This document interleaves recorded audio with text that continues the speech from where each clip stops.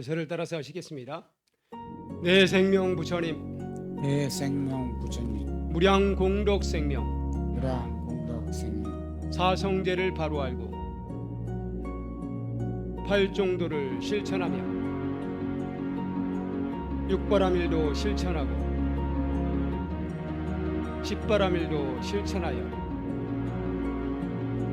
우리도 부처님처럼 보현행원으로 보리 이루리.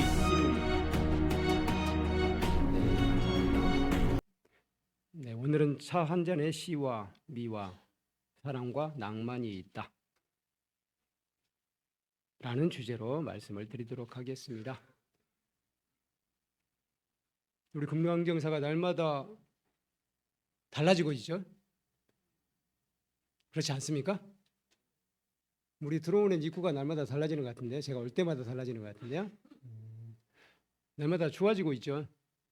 날마다 뭔가 훅 트이고 그러면서 이제 앞으로 환경이 개선될 것이라고 생각합니다. 근데 그걸 똑같은 현상을 보고 반대로 생각할 수도 있어요. 뭐 공사장이 돼가지고 시끄럽다 그렇게 생각할 수도 있는데, 우리는 오히려 앞으로 좋아지기 위해서 지금 새로 개발을 하고 있다 이렇게 생각하면은 훨씬 긍정적인 방향이 아닐까 싶어요. 조주선사에게 어떤 선수행승들이 찾아왔어요. 두 사람이 찾아왔어요. 두 사람이 찾아와서는 그 중에 한 사람에게 조주선사가 물었습니다. 자네는 이 지방에서 왔는가? 라고 물었어요. 아닙니다. 이 지방이 아니라 다른 지방에서 왔습니다. 라고 대답을 했습니다. 그러니까 조주선사가 하시는 말씀, 차나 한 잔 하시기에. 그게 한자로 하면 어떻게 되죠? 마실 끽 차다자에다가 거자는 갈 것자, 차나 한 잔 하고 가시기에. 이게 글자 그대로 하게 되면은 그렇게 되는데, 사실 거자는 가시기에라는 말은 뭐 굳이 번역을 할 필요가 없어요. 그냥 차나 한 잔 쭉 가시기에, 그런 의미입니다. 차나 한 잔 하시기에라고 말씀을 하셨어요. 그리고 또 남은 사람 한 사람 있잖아요. 남은 수행승에게 또 물어봤습니다. 자네는 이 지방에서 왔는가? 네, 이 지방에서 왔습니다. 그러니까 조주선사가 하시는 말씀, 자네도 차나 한 잔 하시기 끽다거라고 말씀을 하셨습니다. 그러니까 옆에서 지켜보고 있던 원주 스님이 원주가 누군지 아시죠? 이제 살림을 맡아보는 스님이 옆에서 보고 너무 안심한 거예요. 아니 스님, 멀리서 왔다고 해도 차나 한 잔 하시게 하고, 이 지방에서 왔다고 해도 차나 한 잔 하시게 하는 게 도대체 무슨 조화입니까? 라고 여쭤봤어요. 약간 항의성 발언을 했습니다. 그러니까 조주선사가 원주 세게 불렀습니다. 원주, 예.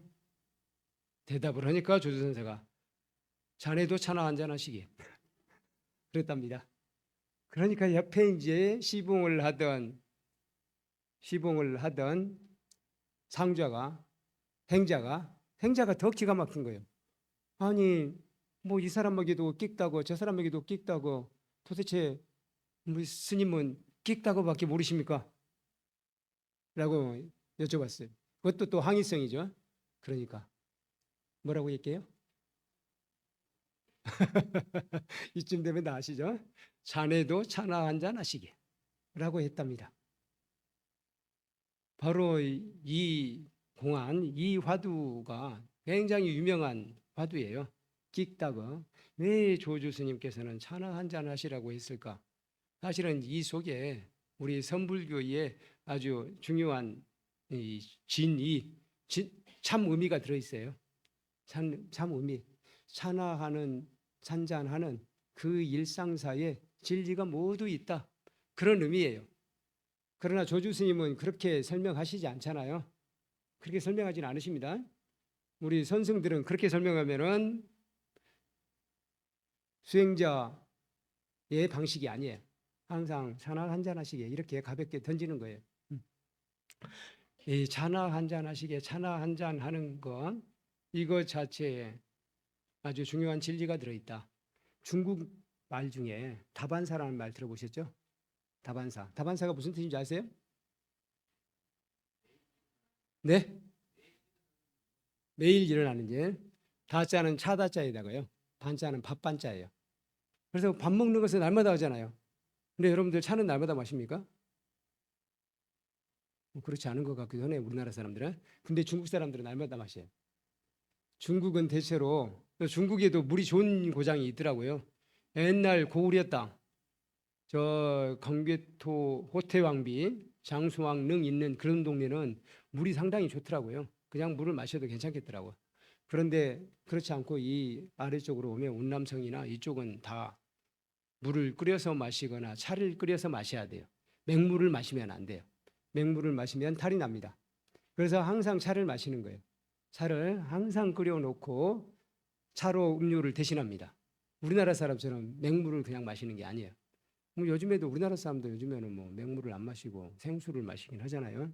생수를 마시거나 아니면 정수기에 걸러서 마시긴 하는데 뭐 옛날에는 그렇지 않았잖아요. 근데 중국 사람들은 옛날에도 차를 마셨다는 거예요. 그래서 차를 마시는 게 일상생활이었어요. 그래서 중국 사람들에게는 다반사라는 말이 늘 일상 속에 있는 일이라는 뜻이에요. 거기다가 항상할 항자가 들어가면 항다반사라고 합니다. 항다반사 또는 다반사는 늘 있는 일, 일상적으로 하는 일을 다반사라고 합니다. 근데 그 다반사에 사실상 도가 있다. 그런 말씀을 지금 하고 계시는 거예요. 우리 조주선사께서. 그래서 우리나라 선사도 그런 경우 있네요. 보감충지 선사, 보감충지는 우리 원감충지라고도 하죠. 원감충지 혹시 들어보셨는지 모르겠는데요. 수선사의 송광사의 6대 사주예요. 초대는 누구였죠? 보조국사 진누리잖아요. 두 번째는 진가 개심 스님이고, 그리고 이제 중간에 과정을 거쳐서 6대 사주가 원감충지 스님입니다. 이 원감충지 스님이 쓴 시를 같이 한번 읽으실까요? 이분에게 제자가 물었습니다. 어떻게 하면 깨달을 수 있습니까? 라고 물어봤어요. 그러니까 시로 대답을 했습니다. 시는 같이 읽으시겠습니다. 우리 두 번째 파란 글씨네요. 두 번째 파란 글씨 같이 읽으시겠습니다. 새벽에는 한국자의 죽, 점심에는 한 그릇의 밥, 갈증엔 석 잔의 차 마시면 그뿐, 깨닫거나 말거나 관여치 않는다. 새벽에는 한국자의 죽 먹으면 충분하고, 점심에는 한 그릇의 밥을 먹고, 갈증이 나면 석 잔의 차를 마신대요. 석 잔의 차를 마시면 됐지, 거기에 무슨 깨닫거나 말거나 그런 쓸데없는 욕심을 부리느냐, 그런 이야기예요. 이것도 똑같은 이야기예요. 이것도 우리들이 죽 먹는 거, 밥 먹는 거, 차 마시는 거, 그 안에 도가 다 있다. 다른 거 따로 보려고 하지 말아라 라는 의미가 들어있어요. 거기에 다 도가 있는데 뭘 깨달으려고 또 하느냐 라고 하는 거예요. 그 이해 가십니까? 이해 가셔요? 이해 가시는 분? 다들 이해 안 가셔요? 이해 가시는 분은 우리 선수행을 좀 해보려고 권하려고 그랬더니 아무도 손을 안 드시네요. 이해 가시는 분은 선수행을 해보실 필요가 있어요. 그런 분들은 금방 아마 견성을 하시게 될 거예요. 바로 제가 지금 이렇게 간단하게 설명을 했는데 다 이해하셨다면은 충분히 자질이 있는 겁니다. 그래서 마조 도일 선사가 하신 말씀 중에 평상심시도란 말 들어보셨어요? 평상심이 도다. 평상심이라는 것은 뭐냐? 평상심이라고 하니까 우리 일상의 마음이 평상심인 걸로 착각을 해요. 그런데 사실은 그렇지 않아요. 우리의 마음, 본래 마음은 물들지 않았대요. 더러워지지 않았대요. 근데 여러분의 마음을 가만히 한번 들여다보세요. 한번 가만히 눈을 감고 자신의 마음 한번 들여다볼까요? 마음을 한번 고요히 들여다보겠습니다. 눈을 지그시 감으시고 내 마음은 어떤지 살펴봅니다.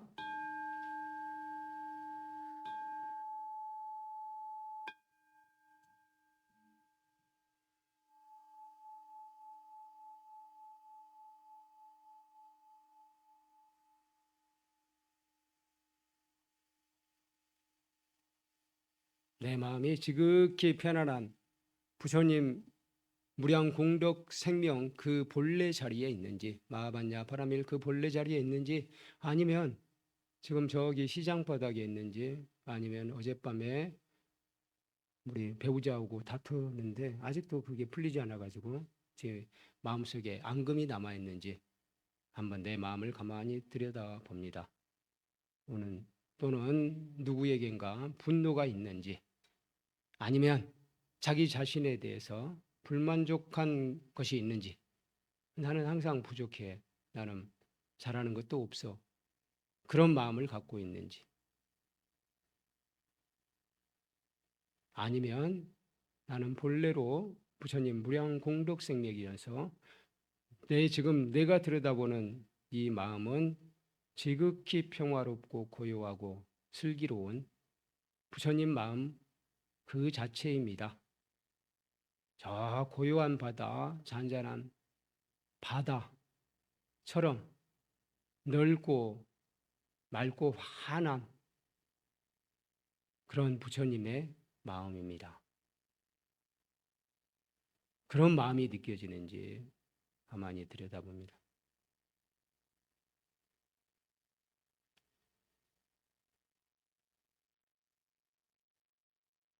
만약에 내가 나 자신에 대해서 불만을 갖고 있다거나 내 가족에 대해서 불만을 갖고 있다거나 또는 친구에 대해서 불만, 도반에 대해서 불만, 우리 절에 대해서 불만을 갖고 있다면 그 불만을 가진 마음을 가만히 들여다봅니다.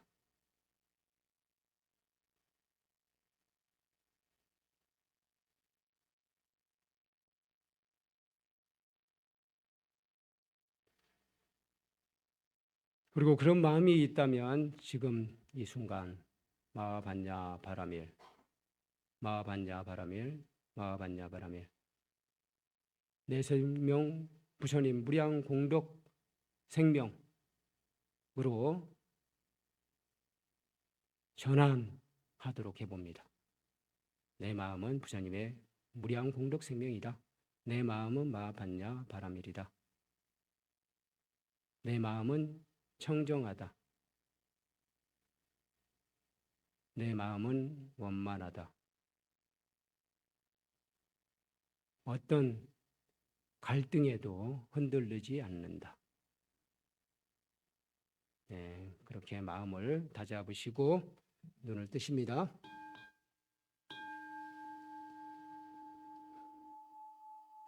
여러분들의 마음에는 어떤 마음이 좀 더 많은 것 같은가요? 깨끗한 것이 더 많이 느껴지시나요? 아니면 그냥 불만스러운 것, 친구에 대한 불만, 가족에 대한 불만, 나 자신에 대한 불만, 그런 불만이 더 많은가요?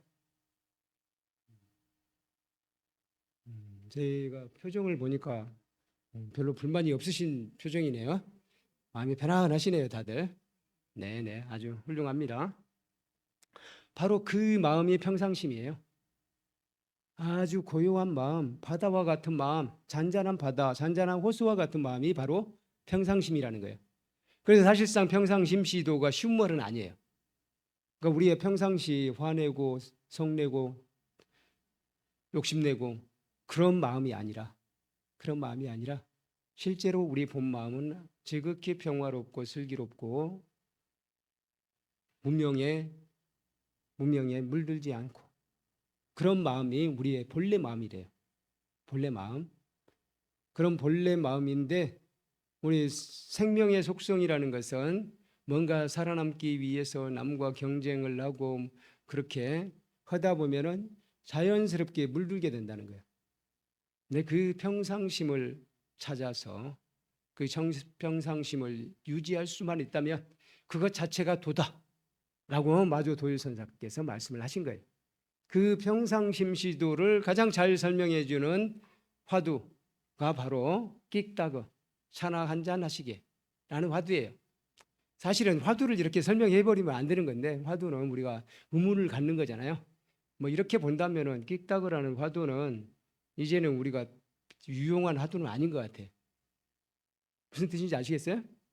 이미 답을 알고 있다면 그건 화두가 잘 안 되잖아요.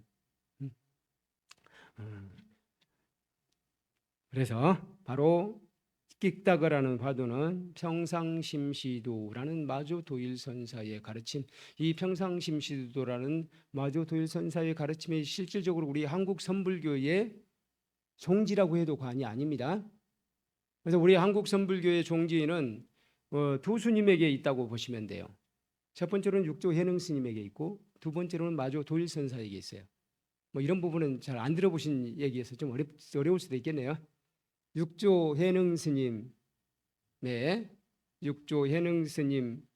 사상을 간단하게 말씀드리자면 견성성불, 바로 견성, 내 자신의 본래 성품을 찾아서 부처를 이루는 것, 내 부처를 이루는 것이 아니라 사실상 부처를 이루었다. 내 본래 성품을 찾기만 하면, 그걸 보기만 하면 이미 성불이다.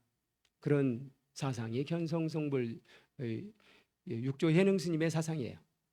그리고 육조 해능 스님의 또 다른 사상은 마반야 바람이에요. 우리의 본성이 곧 마반야 바람이다. 그리고 그것의 실천 원리는 무주, 무념, 무상이라고 합니다. 이건 조금 어렵네요. 무주는 어떤 것에도 머무르지 않는 마음이에요. 예를 들자면 우리는 늘 머무르잖아요. 예를 들어서 금강경에 상에 머무르지 말라 그러잖아요. 상에 머무르지 마라, 이름에 머무르지 말라, 그런 이야기를 하잖아요. 근데 우리는 이름에 얽매이고 상에 얽매이고 생각, 관념에 얽매이잖아요. 그런 것에 머물지 않는 것이 무주예요. 무상은 생각에 머물지 않는 것이고, 생각. 그리고 무념이 있죠. 무념은 좀 애매한데, 무념은 우리 정념이라는 게 있잖아요. 정념이 뭐죠? 알아차림이에요. 바른 알아차림. 바른 알아차림할 때 그 염자거든요. 그 염자인데 앞에 무자를 넣어서 육조 해능 스님은 그걸 당신의 실천 원리로 삼았어요. 그렇게 본다면은 육조 해능 스님, 우리는 늘 알아차림을 통해서 깨달음을 얻고 수행해 나가고 그러는데, 육조 해능 스님은 그런 것이 아니라 자연스럽게 일상 속에 이미 우리의 깨달음, 알아차림이 다 있는 것이다. 그런 입장이에요. 그런 점에서 무념이라고 하신 겁니다. 무념. 그래서 무주, 무상, 무념. 이 세 가지는 뭐 좀 어려운 개념이니까 그냥 넘어가셔도 되고요. 어쨌든 이 육조 해능 스님의 사상과 마조 도일 스님의 사상, 마조 도일 스님은 평상심시도 도불용수, 도는 깨달을 필요가 없는 것이다. 도는 닦을 필요가 없는 것이다. 라고도 말씀하셨어요. 도는 따로 닦는 것이 아니다. 그러면 어떻게 해야 돼요? 나의 일상의 마음을 평상심으로 유지하면 된다. 평상심으로 유지하면 되는 것이지 따로 닦을 필요가 없다. 라고 말씀하시는 거예요. 그런데 그러면 일상생활 중에서 어떤 것이 우리를 마음을 깨끗하게 하고 우리를 차분하게 하고 그럴 것이냐? 저는 그 일상생활, 우리 밥 먹고 그런 거 다 해당되는 것이지만 한편으로는 차를 마셔보자. 이렇게 제안을 하는 거예요. 오늘 제가 드리고자 하는 말씀은 바로 차를 자주 마시자. 그런 거예요. 별거 아니죠. 차를 자주 마시자. 가족들하고 차 한 잔씩 하는 시간이 있습니까? 아니면 대신 술 한 잔씩 하는 시간이 있습니까? 뭐 일주일에 한 번씩 차회라고 해도 좋고 다회라고 해도 좋고 그런 걸 한번 가져보시면 어떨까 싶어요. 일주일에 토요일 날 저녁이라든가 뭐 일요일 날 저녁이든지 그렇게 새로운 한 주를 맞이하면서 일요일 날 저녁인다면 내일부터는 이제 새로운 한 주잖아요. 그러기 전에 차회를 갖는 거예요. 가족들이 모여서 우리 차 한 잔씩 하자. 그래서 우리 스님들이 하는 차 우리는 방식으로 해서 천천히 차를 우리면서 한 잔씩 주거니 받거니 이런 게 괜찮지 않을까 싶어요. 일일시 호일이라는 영화가 있어요. 일본 영화. 일일시 호일. 혹시 보신 분이 계실지 모르겠는데요. 일일시 호일. 이 영화는 어떻게 보면은 좀 적응을 잘 못하는 한 대학생이 일본의 한 대학생이 다도를 배우게 됩니다. 다도를 배우게 돼요. 그래서 사실은 다도를 배움에도 불구하고 다도를 배웠다고 해서 이 사람이 뭐 행복의 길로 간 건 아니에요. 남자에게 차여가지고 굉장히 시련의 아픔도 있었고 뭐 힘들었어요. 뭐 직장 생활도 아주 평탄한 것은 아니었어요. 어쨌든 다도를 했어요. 다도를 함으로써 이 사람이 인생의 참 의미를 알았다. 뭐 그런 내용이에요. 그 다도교실에 붙어 있는 편액이 있었어요. 족자라고 해야 될까? 종자도 있고 편액도 있고 그런 것 같아요. 족자에 뭐라고 써 있느냐? 일일시호일이라고 써 있어요. 일일시호일 무슨 뜻입니까? 일일, 날일자 두 개. 그건 날마다예요. 날마다. 매일. 시호일. 시는 비동사와 같은 것이고 오를 시자가 사실은 비동사와 같은 거예요. 호일은 좋은 날이죠. 다시 말해서 날마다 좋은 날이라는 뜻이에요. 날마다 좋은 날. 이건 우리 공안지 벽암록의 제6식에 나오는 이야기예요. 제6식에 나오는 이야기입니다. 운문선사가 지나가는 길에 시장에 한 나물 파는 할머니가 계시는데 그 할머니는 날마다 울고 계셔. 가만히 보니까 비가 오는 날도 울고 계시고 햇빛이 쨍쨍 내리쬐는 날도 울고 계셔. 그래가지고 운문선사가 도대체 저 할머니는 뭐 때문에 저렇게 날마다 울고 계신가? 웬 근심 걱정이 그렇게 많을까? 하고는 물어봅니다. 할머니, 도대체 무슨 근심 걱정이 그렇게 많아서 날마다 울고 계십니까? 라고 이야기하는 거예요. 그러니까 할머니가 이렇게 말씀하십니다. 저에게는 두 딸이 있는데 큰 딸은 집신장수에게 시집을 갔습니다. 둘째 딸은 우산장수에게 시집을 갔대요. 그래서 비가 오면 집신장수가 장사가 안 돼서 너무 슬퍼서 울고 햇빛이 쨍쨍 내리쬐면 우산장수가 장사가 안 되니까 슬퍼서 웁니다. 라고 이야기를 했다는 거예요. 그러니까 운문선사가 뭐라고 얘기해요? 그럼 반대로 생각해 보세요. 햇빛이 쨍쨍 내리쬐는 날은 집신장수 장사가 잘 돼서 좋고 또 비가 오는 날은 우산장수 장사가 잘 돼서 좋고 비가 오나 햇빛이 쨍쨍 내리지나 다 좋은 날이네요. 여기서 일일시오일이 나왔어요. 날마다 좋은 날이다. 생각하기에 따라서는 날마다 좋은 날이 될 수도 있고 생각하기에 따라서는 날마다 슬픈 날이 될 수도 있어요. 그러니까 우리도 제가 처음에 말씀을 드렸죠. 우리 금강정사 앞에 이 부분이 개발을 하고 있는데 어차피 개발을 하잖아요. 개발을 할 바에는 우리는 기쁘게 생각하자. 이렇게 해서 우리의 환경이 좋아진다. 그래서 우선은 불편하더라도 앞으로 더 좋아질 날을 생각하면서 웃으며 살자. 일일시호일이에요. 일시호일. 그렇게 살자는 게 일일시호일이에요. 근데 이 다도를 배울 때 뭐 여러 가지 교훈이 나오는데 그 중에서 하나, 이 사람들 다도는 뭐냐면요. 실질적으로 일본 다도는 대접하는 방법이에요. 대접하는 방법. 아주 정중하게 최대한으로 아름답게 차를 대접하는 방법이에요. 그럼 생각해 보니까 이거야말로 진짜 아름다운 행위구나. 그런 생각이 들더라고요. 우리나라 다도는 이제 그런 식은 없어요. 우리는 그렇게까지 뭐 형식이나 격식이나 이런 걸 그렇게 좋아하진 않은 것 같아. 우리는 좀 편안하게 수도분하게 약간 소박한 것을 좋아하는 스타일이고 일본 사람들은 완벽하게 깎아놓고 정교한 거 이런 걸 좋아하는 스타일이잖아요.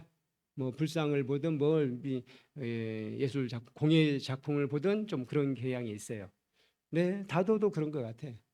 우리나라 다도는 아주 편안하고 스님들이 일종의 선문답을 하는 또 담소를 나누는 그런 쪽에 집중되어 있다면 일본의 다도는 최대한 정중하게 차 공양을 올리는 의식이에요. 차 공양을 올리는 의식. 어떻게 보면은 뭐 쓸데없이 그냥 그럼 아무리 대접했다가 그 차 주면 되지. 뭘 그렇게 복잡하게 절차를 밟아가면서 하나 그런 생각이 들기도 하는데요. 저는 거기에 가만히 보니까 아까 제가 이렇게 얘기했잖아요. 시와 미와 사랑과 낭만이 있다. 그 안에 시와 미와 사랑과 낭만이 있어요. 시라는 것은 뭐냐면요. 우리가 차를 대접하는 그 순간 다시 옵니까? 안 옵니까? 다시 안 와요. 그래서 내게 주어진 이 시간에 내가 좋아하는 사람, 내가 대접할 사람에게 최대한의 공경을 담아서 그에게 대접한다. 그런 의미가 들어있어요. 차 한 잔에 뭐 아주 비싼 것이거나 그런 건 아니잖아요. 그렇게 어쨌든 거기 소박한 다과에다가 말차 한 잔 이거 이렇게 되거든요. 뭐 다과도 뭐 여러 가지 종류로 하긴 합니다만 다과 또는 떡하고 차 한 잔이 말차 한 잔이에요. 기껏해야 그거 한 잔 줘요. 그런데 거기에다가 최대한의 정성을 담는다는 거예요. 그 마음이 뭐냐? 이 순간은 다시 오지 않는다. 이 순간을 내가 사랑하는 사람, 내가 공경해야 될 대상에게 최대한의 정성을 다 바쳐서 그에게 대접한다. 그런 의미가 들어있어요. 이 시간은 다시 오지 않는다. 이 시간은 그야말로 소중한 시간이다. 저는 이게 시라고 생각해요. 시는 인생의 의미를 발견하는 게 시입니다. 막 이게 뭐 멋지게 시를 읊는 것만이 시가 아니에요. 인생의 의미를 발견하면 실제로 시를 안 써도 시인이요. 그게 무슨 뜻인지 아시겠어요? 우리 시를 느끼는 일 많잖아요. 저 넓은 바다, 호수를 볼 때 정말 아름답다고 느껴지잖아요. 그렇게 아름답게 느껴지는 마음, 이 순간이 나의 정말 나에게는 소중한 시간이다. 그렇게 느끼는 것 자체가 저는 시라고 생각해요. 그게 시예요. 그리고 그분들이 다도를 할 때 가만히 보니까 이게 다도 수건 하나 접는데도 규칙이 있어요. 여기에 앞으로 2번 해가지고 이걸 다시 한번 탁 털고 이렇게 착 펼친 다음에 이렇게 그 다음에 놓더라고요. 그거 자체가 가만히 보면요 굉장히 아름다워요. 그렇게 하는 행위 자체가 아름다워. 그리고 떡을 하나 놓더라도 떡에 최대한의 정성이 들어있어요. 문양이 대체로 떡 안에 문양이 들어있습니다. 그 문양을 넣어가지고 사람들이 단순히 떡만 맛보게 하는 것이 아니라 그 떡이 아름다움, 그 떡의 아름다움, 그게 이렇게 딱 접시에 담겨져 있는 모습 자체가 정말 아름다워요.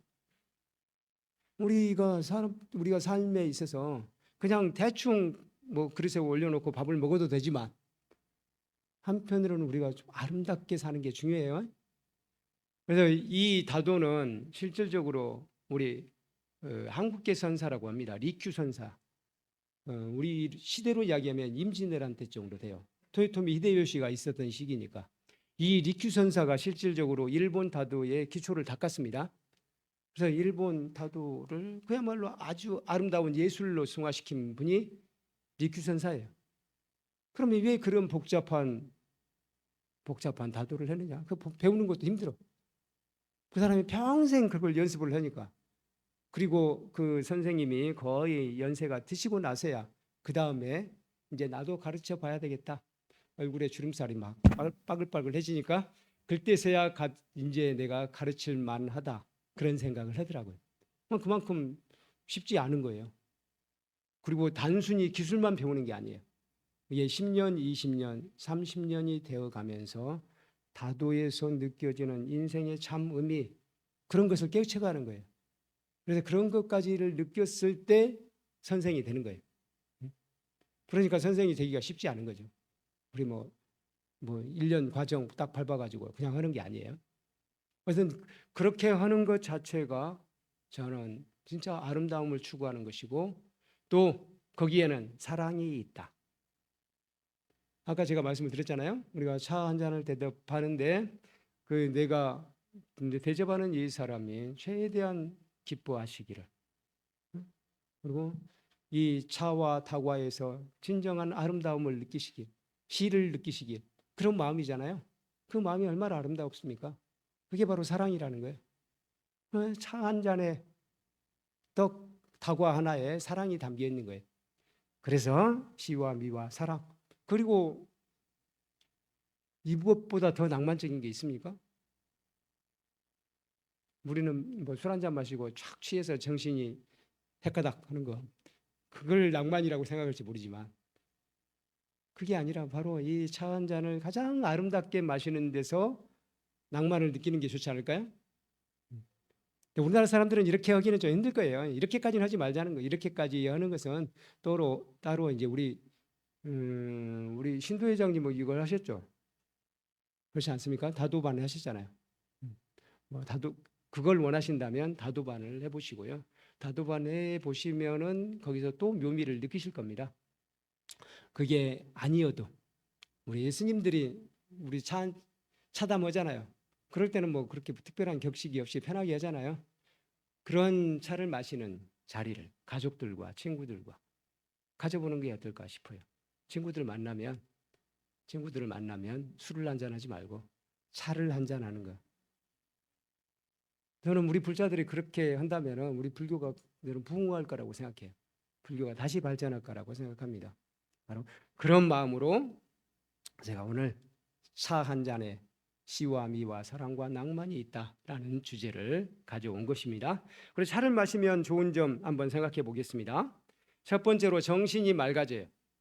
정신이 맑아져요. 이건 뭐 다 아실 거예요. 그래서 우리 선승들은 실제로 차를 마시면 잠이 덜 옵니다.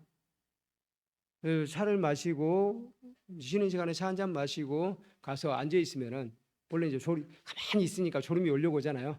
근데 그때 아주 맑은 정신을 유지할 수 있다는 거예요. 그래서 차를 마심으로써 정신이 맑아집니다.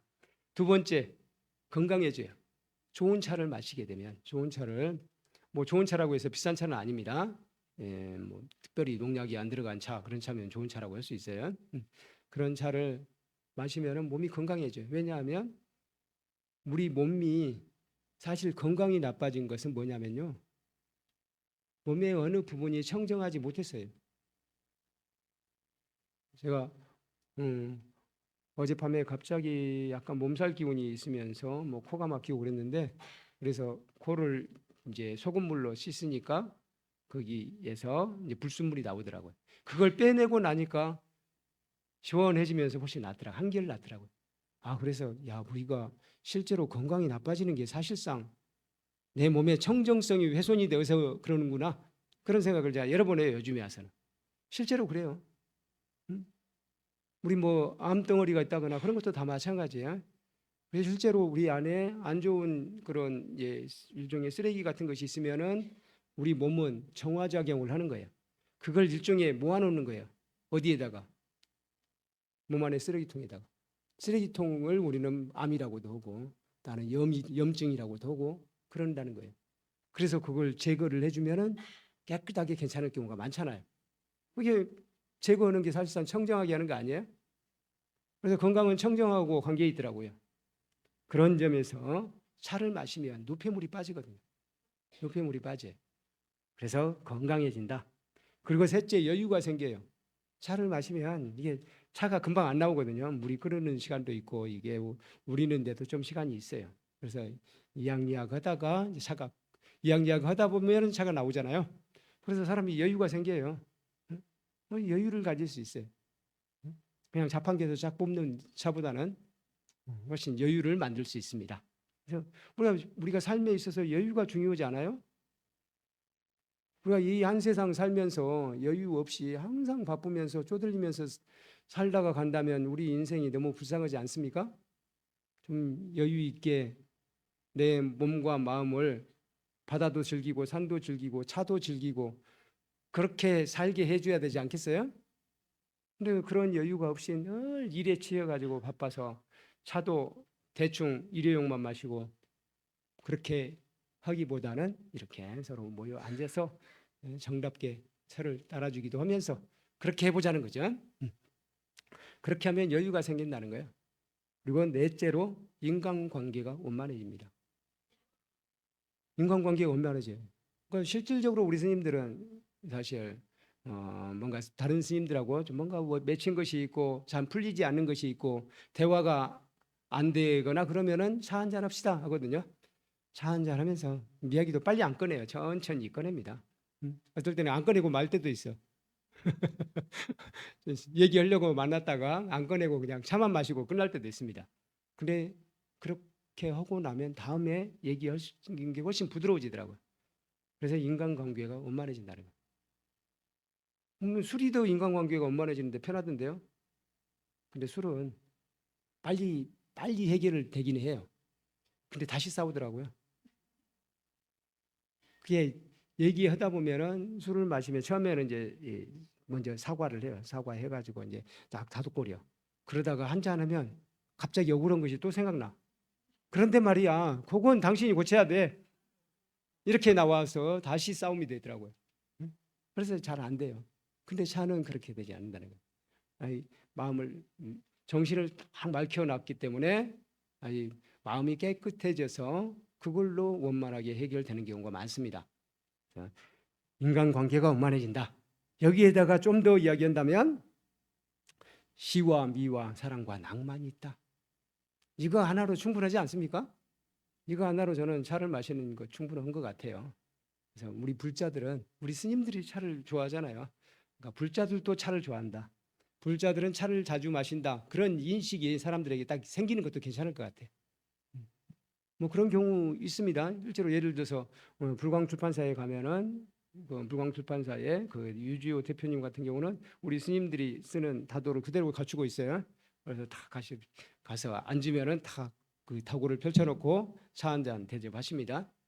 그런 게 저는 참 여유 있고 좋은 것 같아요. 그렇게 우리 집에 손님이 오면 그런 식으로 한번 대접해 보면 어떨까?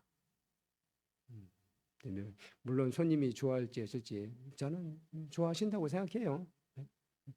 거기에다가 정 안 되면 뭐 나중에 곡차를 좀 섞으시더라도 그렇게 차회라고 하거든요. 차 모임을 갖는 걸 차회를 가져보시는 것도 괜찮을 것 같아요. 어떻게 보면 우리 그 법등 모임, 구법회 모임은 숫자가 많아서 차회를 갖기가 힘들지만 구법회 정도는 차회를 가져도 괜찮을 것 같아요. 구법회는 이렇게 차회를 갖는 방식으로 하는 것도 좋다고 생각합니다. 그래서 차를 어떻게 마시는 것이 좋을까요? 이건 뭐 간단하게 말씀드리겠습니다. 첫째, 자신의 몸과 느낌과 마음을 알아차리면서 마십니다. 이건 자연스럽게 차를 마시는 것이 수행이 되는 거예요. 그래서 우리 선불교에서 쓰는 말이 있어요. 다선일미라고 들어보셨어요? 다선일미, 다선일미 쓰는 것 같은데 우리 법회보의 왼쪽의 마지막 문다. 다선일미라는 말이 있듯이 다선일미라는 것은 차와 선은 한 가지 맛이라는 거예요. 그래서 옛 선승들은 차를 마시는 것을 일종의 선수행의 일환으로 생각했습니다. 그런 점에서 우리 차를 마실 때 자신의 몸과 느낌과 마음을 알아차리면서 마시는 태도가 필요하겠다 하는 것입니다. 제가 템플스테이 차담을 하면 항상 이 이야기부터 합니다. 몸과 느낌과 마음을 알아차리면서 그러면 이제 세 가지를 다 하라 그러면 너무 벅차니까 한편으로는 느낌만 알아차리라 아니면 몸만 알아차리라 이렇게도 이야기합니다. 느낌을 알아차리라. 그러니까 차가 혀 끝에 닿는 그 느낌, 목구멍으로 넘어가는 그 느낌을 알아차리면서 마셔라. 그렇게 이야기합니다. 둘째, 이 차를 마시게 된 인연에 대해 감사하면서 마십니다. 생각해보면 차가 여기까지 오기에 얼마나 많은 사람들의 정성이 들어있습니까? 어떤 경우 예전에 제가 연잎차를 저 양평 쪽 어디서 연잎차를 샀는데 15,000원인가 되더라고요. 15,000원인가 했어요. 근데 사방이 연잎이야. 그쪽에 한강가에 가면은 뭐 연잎이 엄청 많잖아요. 연잎이 저렇게 질비한데 이거 봉지 하나에 15,000원 너무 비싼 거 아닌가? 근데 제 도반 스님이 그걸 직접 만들어 본 사람이 있더라고요. 직접 만들어 보면 그렇지 않아 라고 이야기하더라고요. 그래서 만드는 과정이 상당히 어렵다는 거예요. 그리고 이 한 봉지 만드는데 연잎이 엄청 많이 들어간대요. 그래서 쉽지 않다고 합니다. 그걸 생각하면 내가 직접 따서 말려가지고 그 차를 만들면 얼마나 어려워요. 근데 그걸 다 해서 만들어준 사람이 있는데 15,000원이면 싼 거죠. 그렇게 생각하면. 그래서 이 차를 마시게 된 인연, 이 차가 나에게 오게 된 인연에 대해서 감사하면서 마시는 것. 이게 필요하다는 겁니다. 셋째, 차 맛을 찬탄하면서 마십니다. 항상 찬탄하면서 마시는 게 맛이 좋아요. 근데 이제 어떤 사람은 항상 차에서 이제 본인이 감별을 잘한다는 그런 생각으로 차의 단점을 말하는 사람도 있어요. 뭐 그런 분들은 워낙 실력이 좋으니까 그런다 치고 찬탄하면서 마시는 게 내 정신 건강에는 좋습니다. 찬탄하면서 마시는 거. 아, 이 맛 정말 좋구나. 이렇게 찬탄하면서 마시면 그게 진짜 나에게서 좋은 영양분이 돼요. 근데 그걸 비판하면서 아, 여기는 뭐가 부족해. 아, 이건 좀 아닌 것 같은데.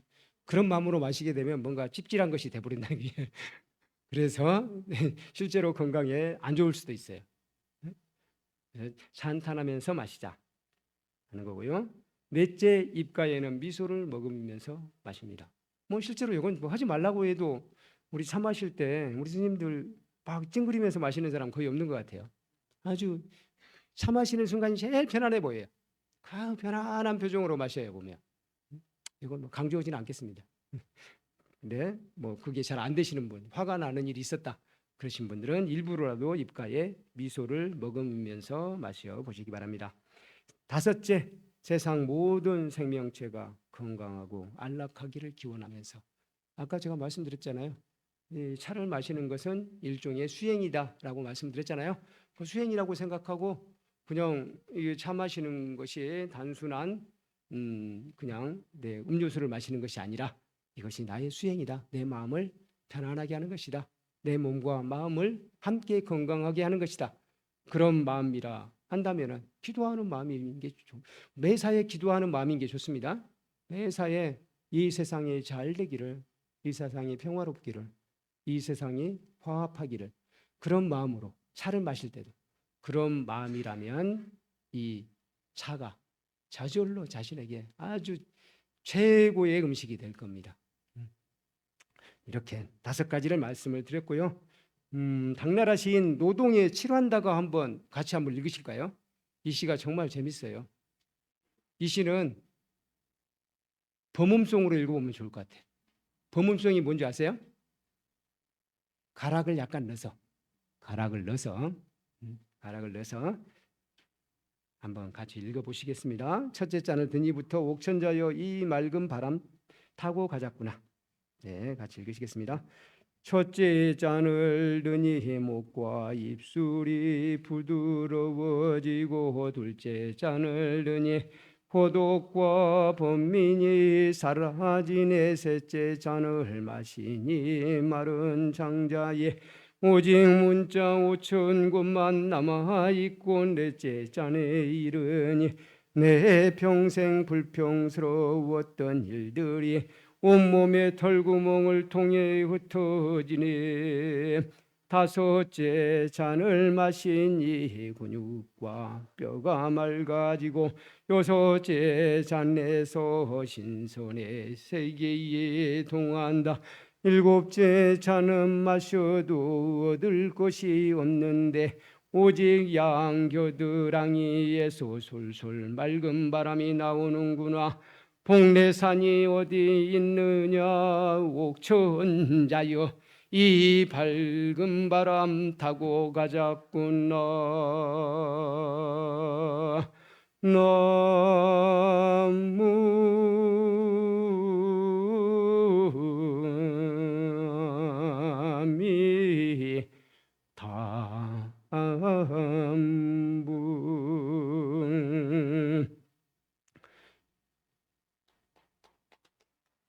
네, 감사합니다. 당나라 시인 노동은 정말 차를 좋아했던 사람이에요. 이 칠환다과 완자가 사발 완자입니다. 대접 완자예요. 대접에다가 이분은 대접같이 큰 그릇, 우리 국그릇이 아니라 대접같이 큰 그릇에다 마셨다는 그거 완이라고 해요. 거기에다가 차를 마셨습니다. 보통은 거기에서 다시 조그만 잔에 따라서 차를 마시거든요. 이분은 큰 그릇을 그냥 몇 잔을? 7잔을 마셨대요. 그래서 보세요. 한 잔을 마시면 목과 입술이 부드러워진대요. 두 번째 잔을 마시면 고독과 번민이 사라지고, 셋째 잔을 마시면 마른 창자에 오직 문자 5천 권만 남아 있고, 넷째 잔에 내 평생 불평스러웠던 일들이 털구멍을 통해 빠져나가고, 다섯째 잔을 마시니 근육과 뼈가 맑아지고, 여섯째 잔에는 신선의 세계에 통한대. 그리고 일곱째 잔은 뭐 특별한 일은 없는데 겨드랑이에서 맑은 바람이 솔솔 나오더래요. 그래서 그 맑은 바람을 타고 어디로 간다고요? 복례산으로 가자꾸나 라고 하는 거예요. 그야말로 낭만적인 시죠. 이렇게 차 속에는 낭만이 들어있어요. 우리 차를 통해서 이런 낭만을 느껴보는 거, 저는 이 낭만을 느끼는 게 우리 인생의 아주 중요한 하나의 목적이라고 생각해요. 우리가 낭만, 물론 시와 미와 사랑 마찬가지입니다. 시와 미와 사랑을 느끼는 것, 그것 자체가 우리의 인생의 살맛이라는 거예요. 낭만 마찬가지입니다. 우리 좀 낭만을 즐겨보기 위해서 여행도 가고 이렇게 아름다운 경치도 보고, 또 금강정사에 오면 낭만이 느껴지지 않나요? 다른 절보다는 특별히 낭만이 저는 느껴지는 것 같아요. 금강경사에 오면 와서 여기서 포근하기도 하고 앞에 관악산이 보이기도 하고, 자연 경관이 아주 훌륭하기 때문에 낭만에 흠뻑 젖게 됩니다. 그래서 저는 그게 인생의 사는 맛이라는 거죠. 근데 시를 통해서 바로 그런 묘미를 느낄 수 있다는 것입니다. 그래서 올해는 여럿이 모일 일이 있으면 차를 한잔 해보십시오 라고 권해드립니다. 마지막으로 백암성총 스님의 숨어 살면서 같이 읽으시겠습니다. 시냇가에서 뜯은 푸성기 천천히 익히고, 자고 일어나면 진하게 차를 다린다네. 참선하는 마음 물처럼 맑은데 항아사 같은 경전 어이 일그리. 자고 일어나면 푸성기를 천천히 익혀요. 그래서 그걸로 이분은 백암성총 스님은 그걸로 식사를 하시는 거예요. 그걸로 아주 소박한 식사를 하시고, 그리고는 차를 다립니다. 차를 좀 진하게 다리는가 봐요. 진하게 다려서 차를 한잔해요. 그러고 나서 참선해요. 그러면은 그야말로 맑은 물처럼 맑잖아요. 그렇게 맑은 마음이면 됐지. 이미 그 맑은 마음이 평상심이고 우리 부처님 마음이잖아요. 그거면 됐지. 항아사 같은 경전. 항아사는 뭐예요? 겐지스강의 모래알 같이 많은, 경전은 읽어서 무엇하리. 그렇다고 해서 여러분들 읽지 말라는 건 아니에요. 읽지 말라는 건 아니지만 어쨌든 우리 선생들은 이렇게 멋쟁이였어요. 이렇게 차 한 잔에 낭만을 즐길 줄 알았잖아요. 저는 우리 선불교가 그런 생각이 들더라고요. 우리 선불교가 인도 불교라든가 이런 것보다 특별히 더 뛰어나다고 생각하지는 않습니다. 그런데 이 선불교에는 인도 불교보다 더 풍부한 것이 있어요. 두 가지라고 생각해요, 저는. 시와 낭만이 있다 생각이. 시와 낭만이 있다.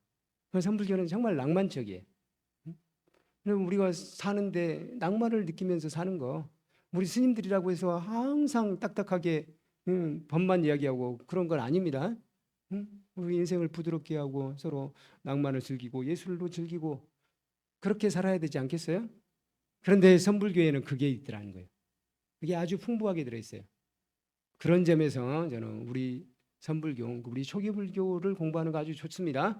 그런데 선불교를 같이 하면 내 인생을 더욱 풍부하게 할 수 있다, 그런 생각이 듭니다. 네, 그래서 차 한 잔에 시와 미와 사랑과 낭만이 있으니 차를 통해서 시와 미와 사랑과 낭만을 찾는 불자가 되시길 바랍니다. 네, 근정하셨습니다. 마반자 바라님.